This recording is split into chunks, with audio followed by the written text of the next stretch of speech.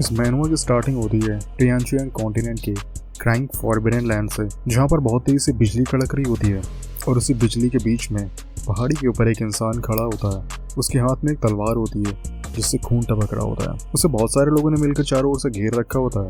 इन सभी को देखने से पता चल रहा है कि ये सभी लोग यहाँ पर इस इंसान को मारने के लिए या उसे सजा देने के लिए इकट्ठा हुए हैं। तभी उनमें से एक गंजा आदमी होता है। वो चिल्लाते हुए कहता है, डीमन चू, तुमने अपनी पूरी जिंदगी बूढ़े, बच्चे, आदमी और औरत सबको बुली किया है। तुमने अपनी लाइफ में न जाने कितने ज़्यादा बुरे काम किए, लेकिन क्या तुमने कभी सोचा था कि तुम्हारा अंत यहाँ इस सोल रिटर्निंग क्लिफ पर होगा? तभी जो उनमें से एक लड़की होती है वो अपने दांत पीसते हुए कहती है, डीमन चू, तुमने मेरी बहन को सीड्यूस किया जिसकी वजह से उसने सुसाइड करके अपनी जान दे दी। आज मैं तुम्हारे टुकड़े टुकड़े करके कुत्तों को खिलाऊंगी, तभी जाकर मेरी बहन की आत्मा को शांति मिलेगी। तभी उनमें से जो एक गंजा आदमी था, जो देखने में सब में सबसे ज़्यादा ताकतवर भी लग रहा है, वो गुस्से से कहता है, डीमन चू, हमारे जैसे हाई लेवल सीन्स पिछले 3 सालों से तुम्हारा पीछा कर रहे हैं, तब भी तुम हमारे हाथ नहीं लगे। लेकिन आज तुम यहाँ पर खड़े हो और हम सभी लोग तुम्हें यहाँ से बच के नहीं जाने देंगे, और खासकर मैं तुम्हें मार कर आज अपने डिसाइपल की मौत का बदला लूँगा। डीमन चू, आज यही तुम्हारा अंत है। और जैसे वो ये बोलना खत्म करता है, उसके सामने जो डीमन चू खड़ा होता है, उसके पीछे बहुत तेज़ी से बिजली कड़कती है, जिसकी वजह से वो देखने में और भी ज़रा भयानक लगने लगता है। लेकिन उसके सामने जो डीमन चू होता है, उसके चेहरे पर ज़रा सा भी फर्क नहीं पड़ता। उसके चेहरे पर कोई भी एक्सप्रेशंस नहीं होते। उसे देखने से ऐसा लग रहा है कि उसे इन सब के यहाँ होने या ना होने से कोई भी फ़र्क नहीं पड़ता है। ये लोग कितने भी ज़रा पावरफुल क्यों ना हो, उससे कुछ भी नहीं बिगाड़ सकते हैं। और जब वो कुछ सोच में पड़ा होता है, तभी डीमन चू के पीछे से एक बहुत ही ज़्यादा मधुर आवाज़ आती है, डीमन चू। और जैसे ही डीमन चू पीछे मुड़ के देखता है, तो पीछे से एक बेहद खूबसूरत लड़की तलवार पर उड़ते हुए उसकी तरफ आ रही होती है।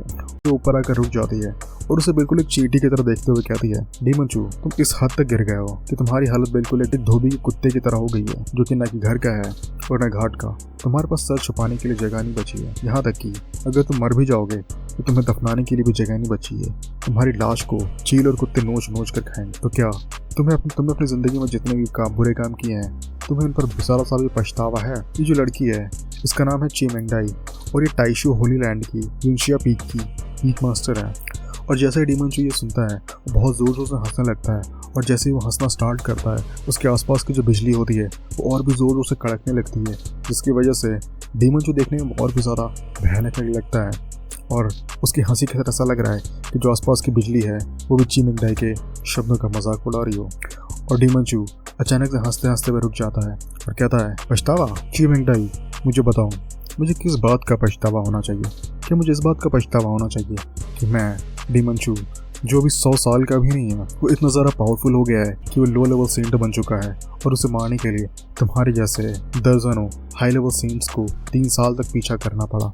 तब जाकर वो मुझे इस तरह से पकड़ पाए हैं। या फिर मुझे इस बात का पछतावा होना चाहिए कि मेरे पीयर्स में ऐसा कोई भी नहीं है जो कि कह सके वो इनविंसिबल है। तो मुझे बताओ ची मेंगडाई, मुझे किस बात का पछतावा होना चाहिए? लेकिन फिर वो अचानक से रुकता है और फिर एक आह भरता है और कहता है, हाँ, पछतावा, मुझे एक बात का पछतावा ज़रूर है। वक्त एक बहुत ही ज़्यादा कमीनी चीज़ है। अगर वक्त ने मुझे 100 या 1000 साल और दिए होते तो मेरे पीयर्स में ऐसा कौन है जो कह सकता कि वो मेरा मुकाबला कर सकता है? अगर वक्त ने मुझे तुम लोगों को जितना वक्त दिया होता, जो कि तुम लोग जो कि 3000, 4000 या 10,000 साल के हो, अगर वक्त ने मुझे तुम लोगों के आधा भी वक्त दिया होता, तो मैं तुम सबको कीड़े मकोड़ों की तरह रौंद कर रख देता। और तब उस वक्त इस पूरे ब्रह्मांड में किसी के अंदर भी इतनी हिम्मत नहीं होती जो कि मेरे अगेंस्ट जाने की हिम्मत करता। और जैसे ही ची मेंगडाई ये सुनती है, वो बहुत ही ज़रा भड़क जाती है और वो गुस्से में कहती है, अगर तुम्हें अपने किए हुए कामों का ज़रा सा भी पछतावा नहीं है तो जाओ और जाकर मरो। और इतना कहते ही वो जो अपना सबसे पावरफुल मूव होती है उसे डीमन चू के ऊपर लॉन्च कर देती है। और जैसे ही ची मेंगडाई डीमन चू के ऊपर अटैक करने में लीड लेती है, वैसे ही वहाँ पर जितने भी लोग खड़े हुए होते हैं वो सब भी अपने पावरफुल मूव्स के साथ डीमन चू के ऊपर अटैक करने लग जाते हैं। और कुछ ही सेकंड्स में जो डीमन चू होता है वो चारों ओर से सभी कल्टिवेटर्स के अटैक से घिर जाता है। लेकिन फिर भी उसके चेहरे पर ज़रा सा पैनिक नहीं होता है, और वो अपने हाथों से एक सील बनाता है और एक सीक्रेट टेक्निक एक्टिवेट करता है। जैसे ही वो सभी लोग देखते हैं, कहते हैं, जल्दी अटैक करो, डीमन चू कोई सीक्रेट टेक्निक एक्टिवेट कर रहा है। अगर इस बार वो यहाँ से बच कर निकल गया तो हम लोग उसे कभी भी मार नहीं पाएंगे। और जैसे उनमें से एक इंसान ने बोलना खत्म करता है, उन सभी के जो अटैक होते हैं वो डीमन चू के पास पहुंच जाते हैं। और वहीं जो सबसे ज़्यादा पावरफुल कल्टिवेटर्स होते हैं यानी कि हाई लेवल सेंट्स, उनके जो हेवनली मैनिफेस्टेशंस होते हैं ऊपर से डीमन चू को सप्रेस कर रहे होते हैं, जिसकी वजह से जो डीमन चू की स्पिरिचुअल एनर्जी होती है वो पूरी तरीके से रुक जाती है, ताकि डीमन चू कोई भी सीक्रेट टेक्निक एक्टिवेट ना कर पाए। और उनके ये सब जो हेवनली मैनिफेस्टेशंस होते हैं वो इतने ज़्यादा पावरफुल होते हैं कि उसकी वजह से डीमन चू को काफ़ी ज़्यादा पावरफुल बैकलैश फेस करना पड़ता है, जिसकी वजह से वो खून की उल्टी कर देता है। लेकिन फिर भी उसके चेहरे पर ज़रा सा भी रिग्रेट नहीं होता है, बल्कि उसके चेहरे पर एक जुनून होता है, एक हैवानियत होती है। फिर वो एक शैतानों की तरह हंसते हुए कहता है, तुम्हें क्या लगा, तुम मुझे इस तरह से मार सकते हो? और वो इतना कहते ही और ये भयानक तरीके से हंसने लग जाता है। उसका चेहरा होता है वो पूरी तरीके से फेरोशियस हो चुका होता है, उसके चेहरे पे बिल्कुल एक पागलपन था और वो बिल्कुल शैतानों की तरह हंसते हुए कहता है, इतने दिनों तक कल्टीवेट करने के बाद लोग इमॉर्टल बनना चाहते हैं, लोग पावरफुल बनना चाहते हैं, लोग अमर होना चाहते हैं, तो इस हद तक आकर वो लोग मरने के लिए डरते होंगे।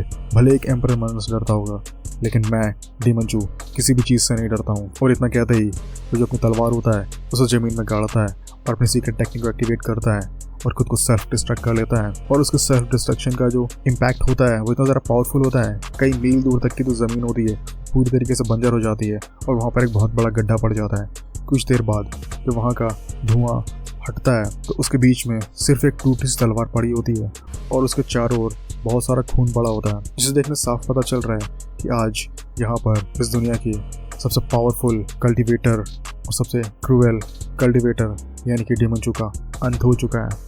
और जैसे ही वो सभी लोग देखते हैं कि डीमन चू मर चुका है, उनमें से किसी को भी अपने ऊपर भरोसा नहीं होता है कि उन सभी लोगों ने मिलकर आखिरकार डीमन चू को मार ही दिया। उन सभी को यकीन नहीं होता है कि डीमन चू ने खुद को सेल्फ डिस्ट्रक्ट कर लिया। वो सभी लोग जानते हैं कि अगर डीमन चू खुद को सेल्फ डिस्ट्रक्ट नहीं करता तो भले ही वो लोग इतने सारे पावरफुल थे, लेकिन अगर डीमन चू यहाँ से बचकर भागना चाहता तो उन लोगों के पास उसे रोकने के लिए कोई भी तरीका नहीं था। इसीलिए वो लोग और भी ज़्यादा शॉक होते हैं। तभी जो उनमें से जो सबसे पावरफुल बुड्ढा होता है वो आह भरते हुए कहता है, हाँ भले ही बहुत ही ज़्यादा क्रूएल और इविल था, लेकिन वो पूरी ह्यूमैनिटी की हिस्ट्री का आज तक का सबसे पावरफुल और सबसे जीनियस प्रोडिजी था, जो कि इस पूरे ह्यूमैनिटी का जिससे पावरफुल रेल में शायद उसे फ्यूचर में चल के तोड़ सकता था। लेकिन अगर वो ह्यूमैनिटी की तरफ से टियानयुएन वॉल पर जाके जितने भी फॉरबिडन रेसेस होती हैं उनसे लड़ता तो ह्यूमैनिटी के लिए काफ़ी ज़्यादा मददगार साबित हो सकता था। लेकिन जो भी हो, आखिरकार ह्यूमैनिटी ने अपना एक सबसे पावरफुल वॉरियर खो दिया। और ये सुनते ही वहाँ पर जितने भी लोग होते हैं वो सभी लोग आँख भरने लगते हैं, क्योंकि उन्हें पता है भले डीमन चू बहुत ज़्यादा बुरा था, भले वो इविल था, लेकिन वो आखिरकार ह्यूमन था।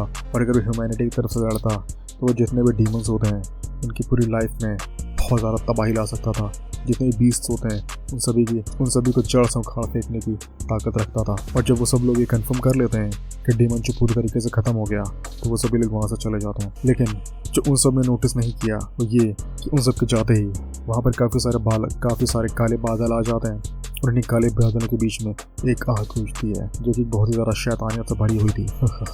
तुम्हें क्या लगता है मैं डीमन चू बस बिल्कुल ऐसा ही मर जाऊंगा? तुम मेरा इंतज़ार करो, खासकर तुम ची मेंगडाई। अगर शायद तुम नहीं होती तो मुझे खुद को सेल्फ डिस्ट्रक्ट नहीं करना पड़ता। अब तुम मेरा इंतज़ार करो, मैं वापस आऊँगा। और इतना कहते ही वो ची मेंगडाई जो डीमन चू की आखिरी लास्ट कॉन्शियसनेस होती है वो भी इस वर्ल्ड से डिसअपियर हो जाती है। और इसी तरह से एक महीना गुजर जाता है। फिर सीन शिफ्ट होता है 1 महीने बाद टाइशू होली लैंड में टोटल 18 स्पिरिचुअल पीक्स हैं, जिनमें से टियानशेन, युंगचिया और टियानजिन पीक के जितने पीक मास्टर्स हैं वो सभी के सभी हाई लेवल सेंट कल्टीवेटर्स हैं। और बाकी जितनी पीक हैं उन सभी के पीक मास्टर जो हैं वो लो लेवल सेंट कल्टीवेटर्स हैं।